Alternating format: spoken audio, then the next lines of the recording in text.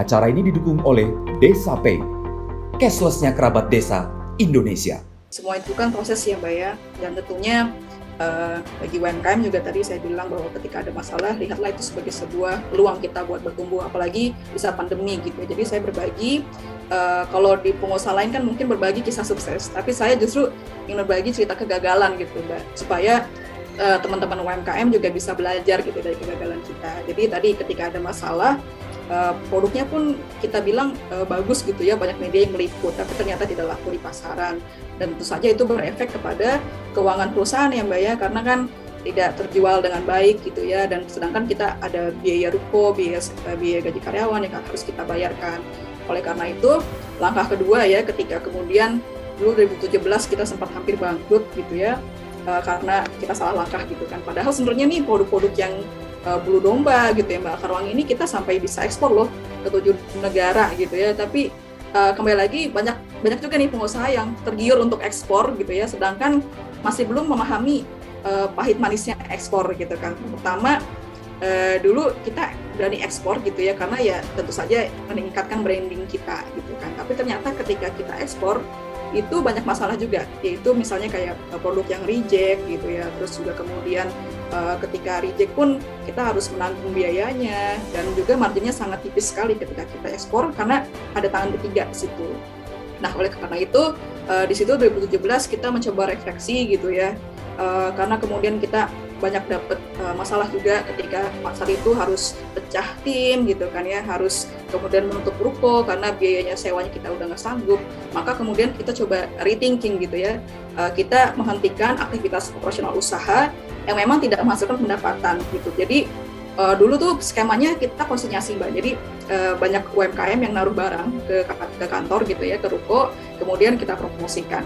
Dan ada juga kita yang agresif gitu ya, membeli produk-produk UMKM yang kita kira bakal scale up gitu, bakal bagus gitu kan, tanpa kita dampingi UMKM-nya gitu kan. Jadi UMKM apapun, ayo kita beli produknya gitu, kita mulai dari 2 juta, 5 juta gitu kan. Tapi ternyata itu malah menumpuk karena kita nggak validasi marketnya. That's why kita stop beberapa aktivitas. Misalnya dulu kita punya tim produksi gitu, kita stop tim produksi, kita stop banyak hal deh untuk penghematan gitu kan. Tapi ternyata ini juga nggak sekedar itu aja Mbak.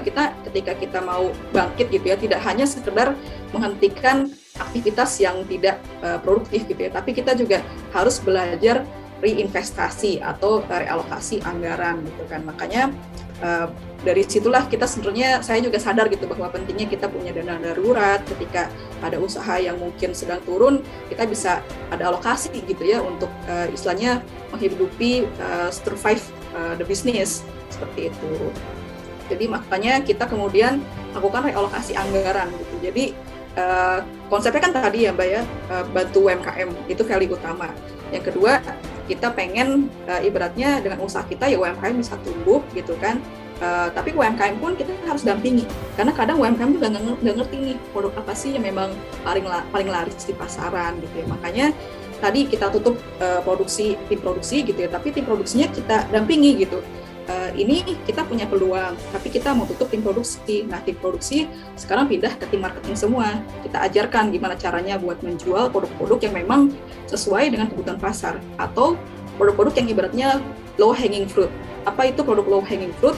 Yang mana produk-produk yang memang kita bisa jual secara cepat, untungnya juga cukup tinggi gitu ya, dan ibaratnya bisa menghidupi usaha kita saat ini gitu ya, minimal 3 bulan ke depan seperti itu. Jadi kita pivot, kita ubah produk-produk kita yang tadinya lebih bulu domba dengan produk-produk yang memang sesuai dengan riset pasar gitu. Jadi kan kalau teman-teman yang pegiat usaha mungkin bisa mencoba googling gitu ya, trends.google.com, mencari-cari apakah kira-kira produk-produk yang memang paling banyak dicari gitu ya di internet, dan coba untuk berinovasi dengan produk-produk seperti itu. Itu Mbak Teni, pelajaran waktu ketika dulu hampir bangkrut.